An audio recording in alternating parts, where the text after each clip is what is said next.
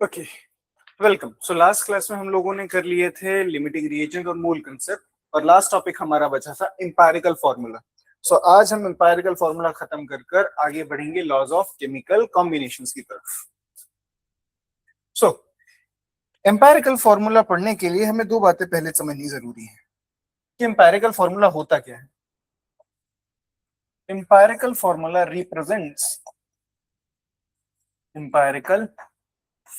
represents the simplest formula of the compound. Simplest formula of compound. इसका उसकी valency से कोई लेना देना नहीं। ये बताता है कि एक फॉर्मूला में सबसे सिंपलेस्ट नंबर ऑफ और सबसे मिनिमम नंबर ऑफ एटम्स आपस में किस तरह से जुड़े हुए हैं कि वो एक पर्टिकुलर कंपाउंड बना ले। फिर आता है आपके पास मॉलिक्यूलर फॉर्मूला। अब सिंपलेस्ट फॉर्मूला होता कैसे है? फॉर एग्जाम्पल, आपके पास एक कंपाउंड है जो लेट्स से अगर मैंने लिखा है इथीन C2H6। अगर मैं इसमें से 2 एज अ कॉमन फैक्टर निकाल लूं तो ये फॉर्मूला बनता है CH3। यहां पर ये जो कॉमन फैक्टर हमने निकाला है, this common factor is called as your n value. और पीछे जो सिंपलेस्ट फॉर्मूला बचा है, this is called as your empirical formula. और जब आप एम्पिरिकल फॉर्मूला से मास निकालें, that is called as your empirical formula mass. और जब आप मॉलिक्यूलर फॉर्मूला से किसी चीज का मास निकालें, it is called as molecular formula mass. So molecular formula असल में है क्या? n value multiplied by empirical formula, वो कॉमन फैक्टर जो आप यहां से रिमूव आउट कर रहे हैं। अब इसे करके देखते हैं अप्लाई।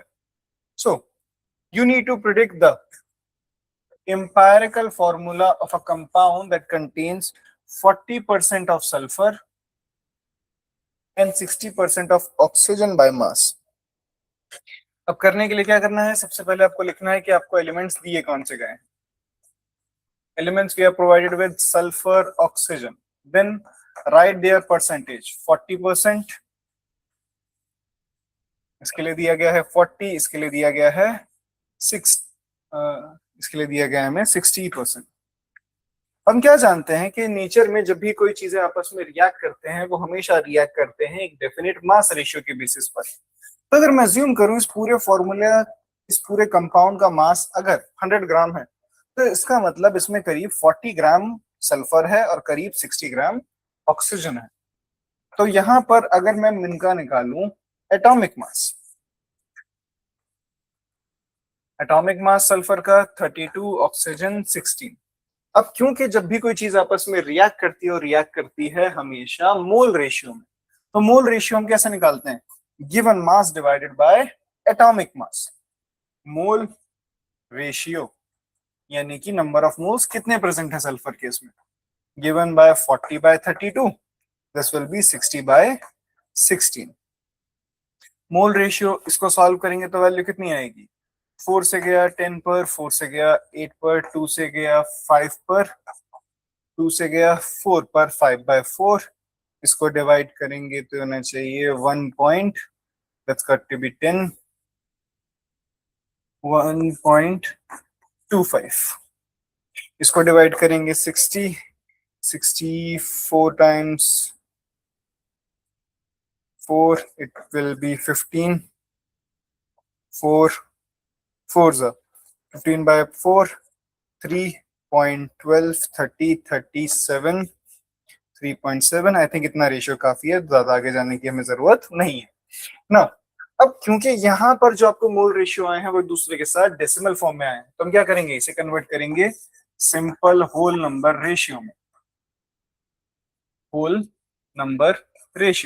और उसे करने के लिए यहाँ पर जो भी सबसे छोटा फ्रैक्शन वैल्यू आपको दिखती है, आप उससे बाकियों को डिवाइड कर देंगे। तो यहाँ पर सबसे छोटा फ्रैक्शन वैल्यू है 1.25, so I'll divide 1.25 by 1.25, which will give me 1, whereas if I divide 3.7 by 1.25, ये मुझे देगा somewhere around 1.5 by 2 times will be 2. It gives me nearly 3 times when you divide it. याद रखिए यहाँ पर जो होल नंबर आने चाहिए वो आपको नियर अबाउट होल नंबर आने चाहिए। अगर परफेक्ट डेसिमल सॉल्व होने के बाद भी यही आ रहा है और नहीं आ रहा, तो आप डेसिमल को डायरेक्टली कॉमन फैक्टर से मल्टीप्लाई कर सकते हैं। तो यहाँ पर ये मुझे मिला एम्पेरिकल फॉर्मूला बनाने के लिए I need 1 sulphur atom for 3 oxygen atom. तो इसका मतलब फॉर्मूला ऑफ कंपाउंड क्या है? Empirical formula of this compound is SO3, it is a gas. आगे एक और क्वेश्चन ट्राई कर लेते हैं। A compound contain magnesium, the elements magnesium, sulfur, oxygen, then we have their percentage. Magnesium is 23.3, sulfur is 30.7, and oxygen is 46%.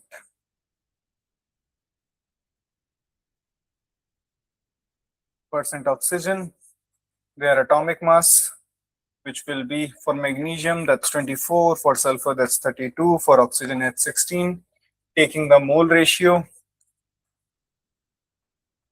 magnesium 23.3 by 24 nearly gives about 0.9, 32, 30.7, 32 again gives you nearly 0.9, 16, 46 by 16.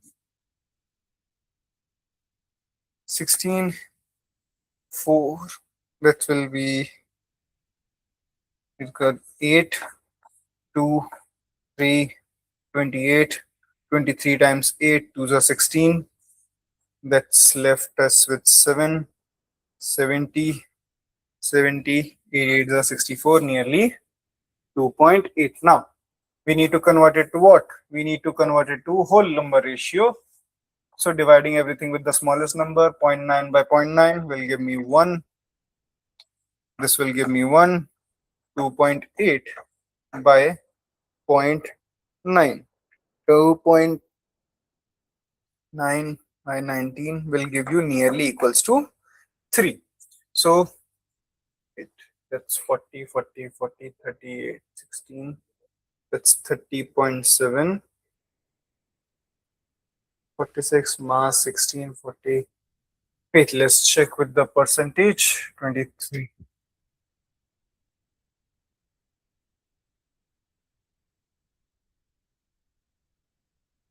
Okay, 23.3 by 24 is 0.97.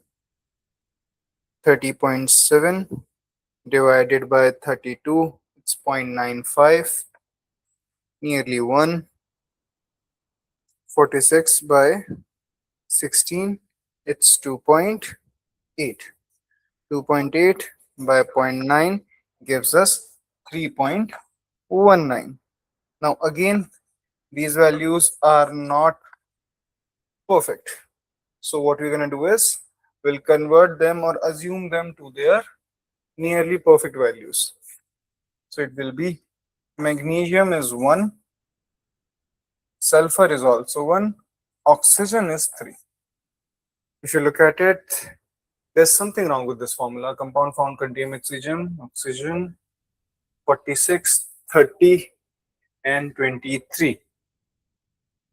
So the formula of the compound should be MgSO3, which is not possible. There's something wrong with the values given here. Otherwise, it should come around perfectly to your MgSO4. The formula should actually be MgSO4. The percentage should not be 46 here. It should be something else.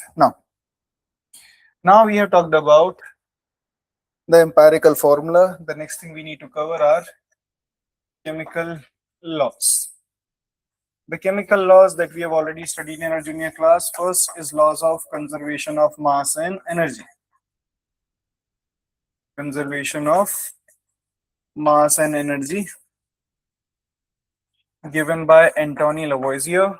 Then we have law of definite proportion given by Joseph Proust, also called as Proust's law, or also called as law of constant proportions. Then finally we have law of multiple proportion. Then we have Gay-Lussac's law. of constant volumes. And finally, we have law of reciprocal proportion. Law of conservation of mass and energy states whatever the amount of reactant will be after the reaction, the total mass on the reactant and the product side will always be the same. It does not necessarily state that the reactants will be 100% get completed to the product side. Whereas law of definite proportion states whenever two elements are combining with each other to form a definite compound, and if you are taking and they are forming a definite compound, they will do so in a ratio which is equivalent to the simple whole number ratio by their atomic masses. So for 2 hydrogen it is 2, for 1 oxygen 16, when I solve 1:8. That means for every 1 gram of hydrogen that you are taking, you'll require at least 8 gram of oxygen for it to form water. If this ratio gets changed, then the product that you are forming will be different, and that's defined by law of multiple proportion. Let's say if I want to form hydrogen peroxide, hydrogen 2 oxygen atom 32, the ratio changes to 1:16. So that means if you increase the amount of oxygen, the product formed will change from H2O to H2O2. Then we have Gay-Lussac's law of constant volume. Gay-Lussac's law of constant volume. It states that at constant temperature and pressure, all gases reacting can be represented reacting in simple whole number ratio of their volumes. Simple whole number ratio of their volumes. If you remember that the formula of number of moles is given by V naught by volume at STP. That means number of moles can also be represented in terms of volume. So he stated if gases are reacting, like say hydrogen gas reacting with Cl2 gas to form 2 moles of HCl gas, then the ratio of them reacting, instead of their number of moles, you can represent it that 1 mole of H2, 1 mole of Cl2 reacts to give 2 moles of HCl, which is 1:1:2. Finally, we have law of Avogadro that state at constant temperature and pressure, equal volume of gases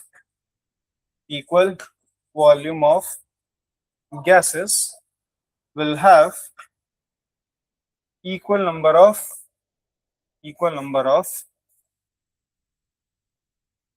moles. Example, that means whatever the volume you are taking, more will be the number of moles of the gas that you are taking, or the ratio of V1 by V2 will be equals to N1 by N2. Now these are the easy law. The most typical one is law of reciprocal proportion. For law of reciprocal proportion, it states if two elements are reacting with one another to form a definite compound, then using their individual ratio, you can predict what would happen if these two elements directly react with one another, what type of compound they can form. For example, if A reacts with B in a simple whole ratio with number A is to B, and B reacts with another element in simple whole ratio number by C. So if these mole ratios of B become equal, you can directly relate what would have happened if A and C directly reacts with one another, because they can be cancelled out. So using this, for the formation of carbon dioxide, carbon and oxygen combines in the ratio of carbon has mass 12, 2 oxygen atom will give you 62 times 2, which will be 32. For the formation of water, we have already calculated that hydrogen and oxygen react in the ratio of 1:8. Solving this or converting everything with respect to the same fraction. So I can write it as 2:16. 2:16, or if I multiply this ratio by 2 here, it will become 4 times 32. 4 times 32 by multiplying with 2. And when you do so, 32 will get cancelled out. That means for every 12 gram of carbon, I require 4 gram of hydrogen. 12 gram of carbon means 1 mole of carbon. And 4 gram of hydrogen means 4 mole of hydrogen atoms. So that means if they'll combine, the ratio between them would be CH will be 1:4. So that means the formula of the gas formed would be CH4. So I hope this would have cleared all your doubt regarding the laws of chemical combination and the empirical formulas. In next class, we'll start with the periodic properties of the elements. Thank you for joining us for today. If you like the content, please like, share, and subscribe. Until then, and keep watching us. Thank you.